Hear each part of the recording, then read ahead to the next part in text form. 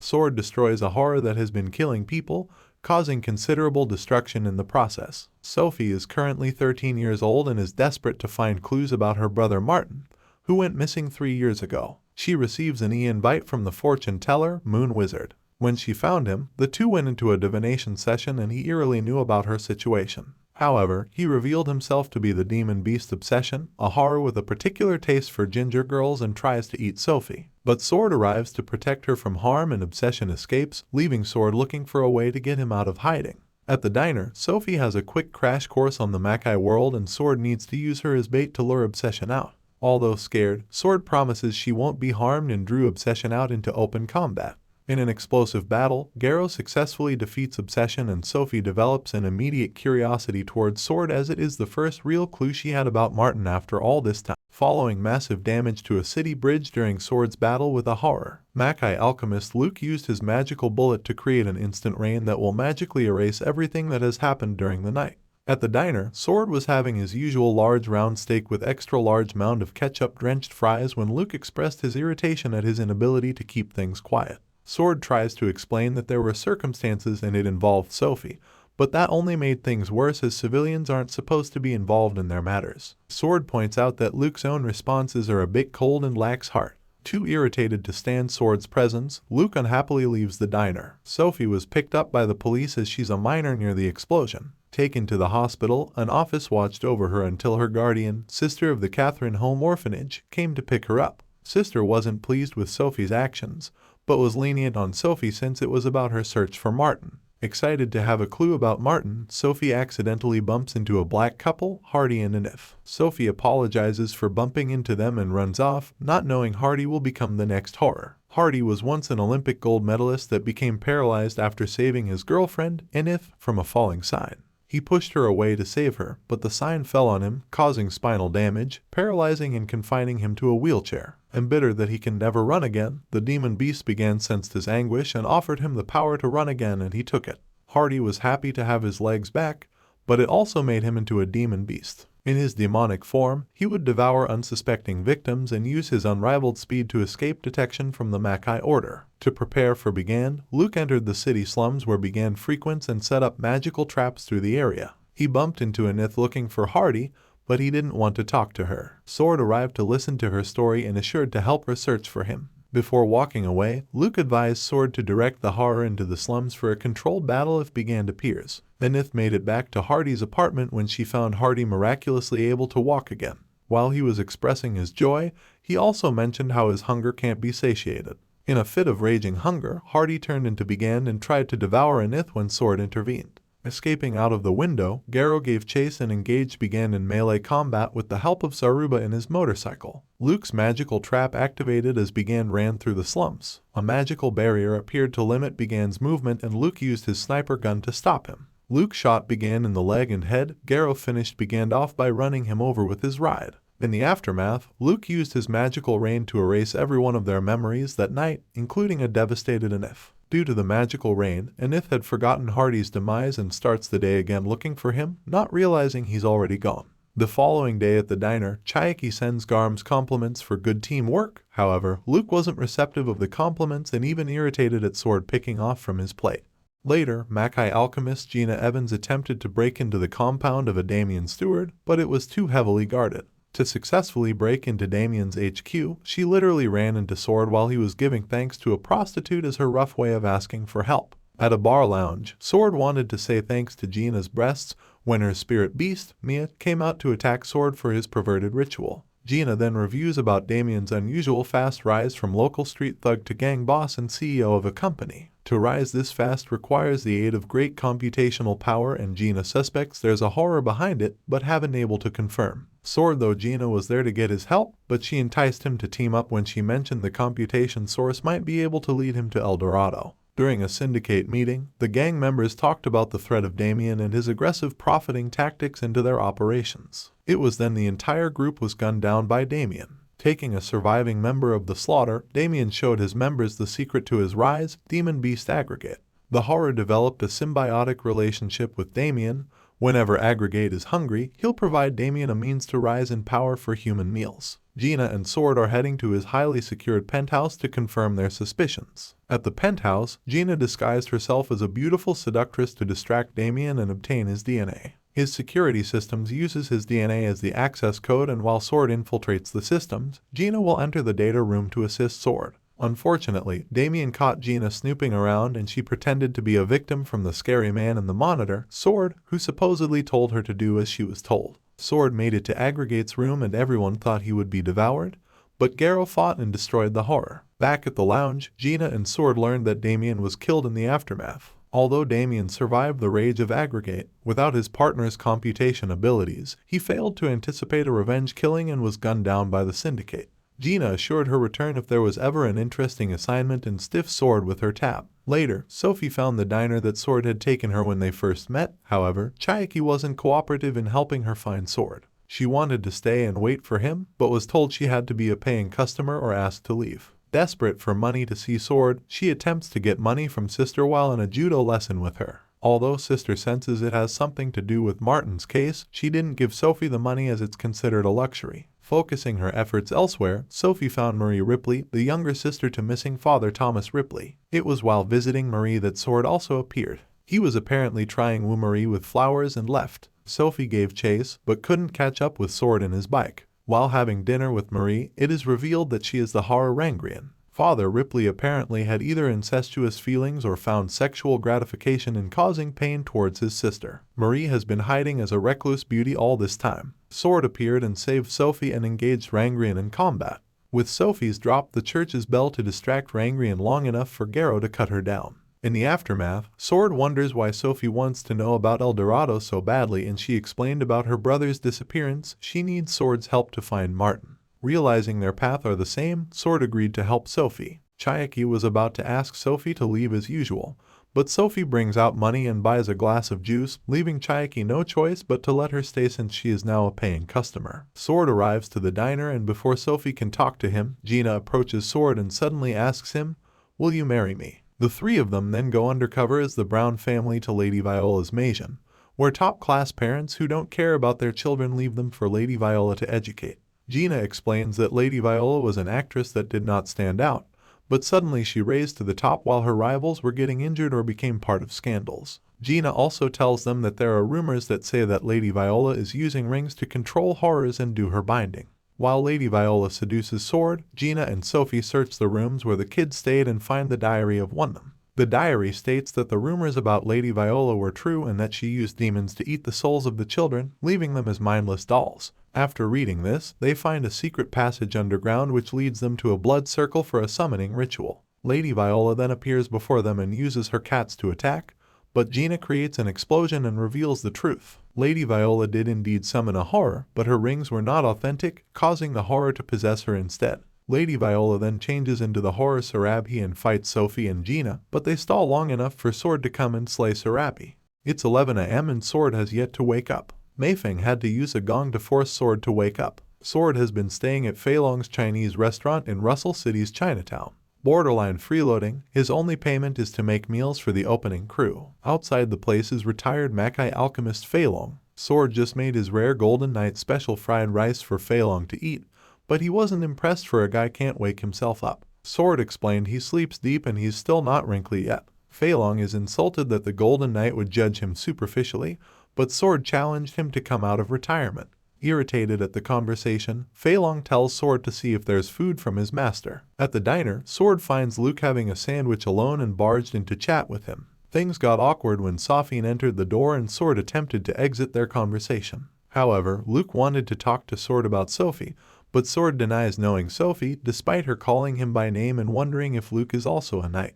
While Sophie goes to play some darts, Luke wonders why is she involved in their affairs as she knows too much, but Sword reasons there are circumstances behind it. Luke feels Sword's actions are putting Sophie in danger and wants to erase her memories, but Luke was surprised to find out Sophie is connected to El Dorado. Luke realizes this debate is pointless and decides to leave in frustration. Sophie wants to get to know Sword better and wondered where he lived, but he didn't want to answer her, including Zaruba. At the Chinese restaurant, getting drunk with some customers, Sword overhears rumors of a movie theater with missing people. However, during the chat Sophie placed a hidden tracker into Sword's pocket and found out where he works and lives. The girl got too overly curious when she realized Sword had a sister and didn't feel like talking about it. Sword realized he made things awkward and offered to give her some gyoza and take her home afterwards. The following day, at the diner, Luke got the assignment to investigate the movie theater Sword heard about earlier. Unfortunately, after a night's investigation, no one has been revealed to be a horror and he has to return and sweep the theater again.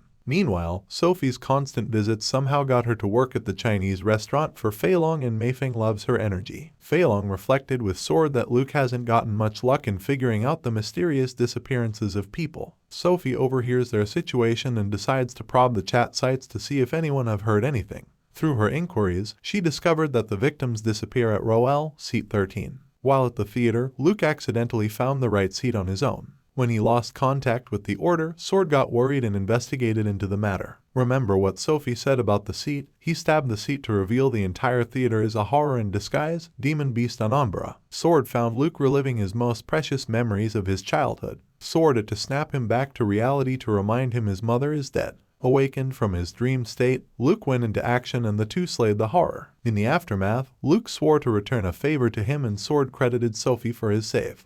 At the rooftop of a building, Pawn meets an unsuspecting woman named Melia Wild, who agreed on the terms of El Dorado and was ready to work for them. Luke and Sword discuss about people that are going missing. One of them left a message to his friend mentioning El Dorado. This causes Sword to storm out and orders Sophie not to follow him. Elsewhere, Knight is held at gunpoint by two thugs. Luke and Sword go to the house of the friend to investigate, later finding out that all the missing people were people who had few or no one at all to look for them and that they were people related to the internet. Meanwhile, Sophie looks into the net and finds out that a group of gamers also disappeared. She also learns where the leader can be found at. She tries to sneak out from the orphanage, but is found out by Sister. However, she manages to escape when Sister turns around for a while. Shortly after Sophie escapes, Pawn presents himself to Sister. In a police station, an officer finds Knight looking at Sophie's file at the police archive. Sophie brings the information to Sword, who eventually goes with Luke to a warehouse. Luke and Sword find the hostages unconscious, but Sword suddenly notices that Sophie's address is marked in a map and quickly runs. Luke requests for help, but Chiaki turns him down, saying they are in a situation right now that something crazy is wandering around. Sister was about to tell the orphans about Pawn's paid field trip, but Pawn rings the doorbell and when Sister opens the door, he tells him that they have to go now. Feeling something is wrong, Sister fights Pawn and tells Sophie to take the orphans to Mr. Brooks. Sophie returns to the orphanage and sees Pawn's horror form picking up an impaled Sister. Pawn was about to hurt Sophie, but Knight appears and kills him. Sister holds Knight's leg and tells Sophie to run, causing him to fatally stab her. Knight then says that his master summons Sophie while spraying Sister's blood from his blade towards her. A newly traumatized Sophie was about to fall in shock, but Sword arrives and picks her up. Knight rhetorically asks Garo, when suddenly Luke shoots from a nearby rooftop. Knight cuts the bullet in two and causes an explosion behind him. Luke says that the Dark Knight finally appears. Luke confronts Knight and they both engage in a fierce battle. During the battle, Luke flashbacks back when the Dark Knight was still his master and the day Knight killed Luke's mother. Luke is eventually outmatched by Knight's strength and gets impaled by his Bicento. Knight then drops an injured Luke from a rooftop and then his Bicento. Zaruba drives the motorcycle out from the windows of the building and rescues Luke before Knight's Bicento can strike him. Sword then attacks Dark Knight and they both summon their Makai armor and start battling. Meanwhile, Fei Long's people are setting up a magical barriers around the city to limit the destruction. As Mei Feng takes Sophie to a safe underground shelter, they are intercepted by a horror and then a swarm of them, but Mei Feng manages to defeat all of them with just a magic talisman. The battle between the knights quickly escalates and many buildings are destroyed. As the destruction nears to the end, Sword and the Dark Knight fight with their bare fists. Sword eventually defeats Knight, who tells him to sharpen his blade as he will return. Sister's funeral takes place in the aftermath of Sword and Knight's fight. Sword eats at Luke's apartment because the construction noises won't let him eat peacefully at his house. Luke is alive, but his body sustained grave injuries and is heavily bandaged. Sword heads out to the diner, where he is given instructions to head west with Sophie in search of El Dorado and its king. They are expected to meet up with additional Makai Alchemists at Sandel Dios. Sword and Sophie travel through the countryside beyond the city. They come across a wounded deer and Sophie insists on stopping in order to help it. Sophie then realizes how much she misses Sister. Meanwhile in El Dorado, Knight is criticized by the other members of El Dorado for his failure while they await Sword's impending arrival. Luke stands in the rain amidst the ruins of destroyed skyscrapers while recalling his confrontation with Knight. In the ruins, firefighters help rescue the injured civilians and uplift paranoid people, who thought the destruction was due to a terrorist attack. At night, Luke gets frustrated and trashes his apartment. Mayfin comes and bandages the still healing cuts of Luke. A couple is then shown running away from two horrors.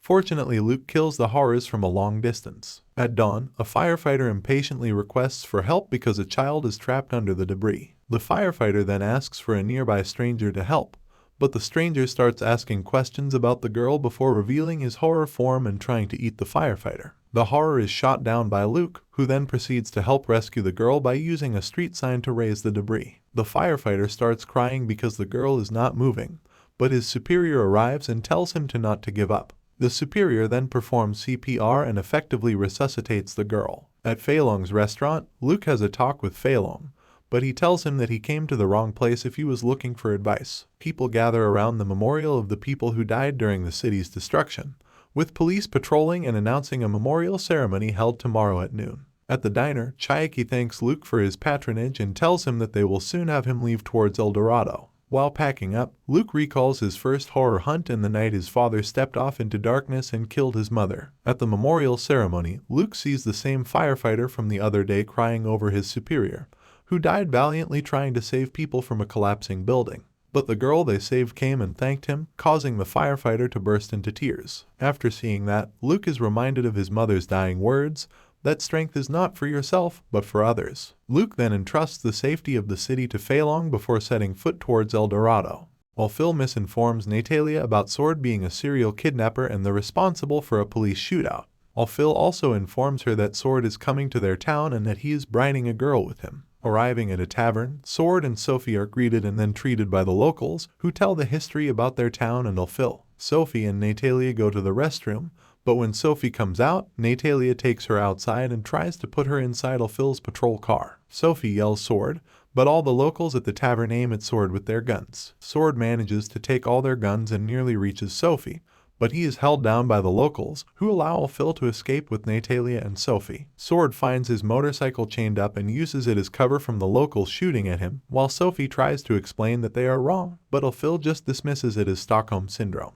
While Phil tells Natalia to sedate Sophie, but Sophie manages to take Natalia's gun and causes the cruiser to crash. Back at San Del Dios, Sword keeps running from the civilians, who indiscreetly firing at him. Just when Sword was about to be shot, Gina arrived and saves him. Sophie holds both Natalia and Phil at gunpoint, but Bishop appears and allows Phil to be rough since their farce was revealed. While Phil knocks Natalia aside and gets closer to Sophie, Sophie threatens to kill herself but passes out. When she awakes, she finds Sword.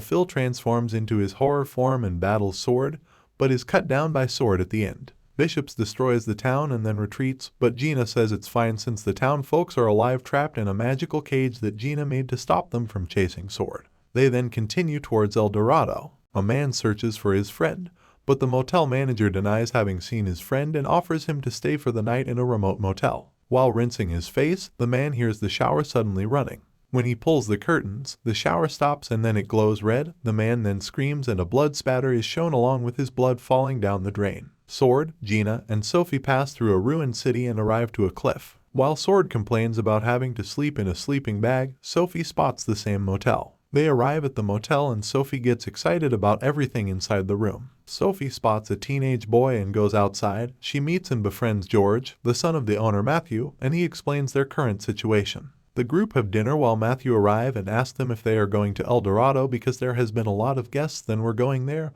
This makes the group suspicious about him. Matthew's wife finishes showering and asks him to stop working on the finances, but he becomes angry stating that he did all of this for them and starts beating her, all of this while George is teary saying to stop. After Gina and Sophie finish taking a bath, a liquid-based horror attacks them, but Gina stops it and forces it to retreat. Later, Matthew's wife discovers that her husband made a pact with the horror to ensure the family's financial survival. Matthew wishes to return to Russell City and become a success, but instead, the horror engulfs him and then attacks his wife. She is saved by Sword who, together with Gina, attacks and destroys the horror. Before moving on, Gina rewrites wife and son's memories to eliminate their experience, believing instead that a tornado caused the destruction and Matthew's death.